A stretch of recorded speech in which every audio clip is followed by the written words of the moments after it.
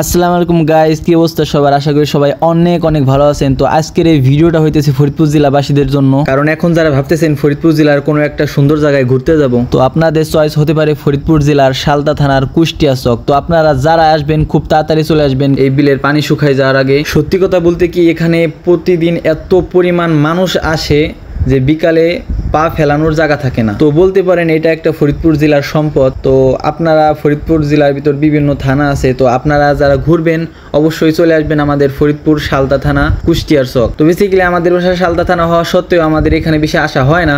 তা আজকে অনেক দিন পর আসলাম, তাই ভাই ব্রাদার সবার সাথে দেখা সাক্ষাৎ করলাম, সবার সাথে আড্ডা দিলাম। আর একটা মজার কাহিনী, এখানে ঘুরতে এসে আমার মামার সাথে দেখা হয়ে গেল। সো আমার মামা আমাকে কি খাওয়াবে সেটা আজকে জানতে চেষ্টা করবো। মামা আজকে আপনি কি খাওয়াবেন আমাকে? কি খাওয়াবেন সেটা তোমরা বাইক নিয়ে রাইস আমাদের বাড়িতে দাঁড়াও, এই যে আমাদের বাড়ি এইখানে। যাই হোক, অনেক মজা করলাম। তো ভিডিওটা এই পর্যন্তই। সবাই ভালো থাকেন, সুস্থ থাকেন, আল্লাহ হাফিজ।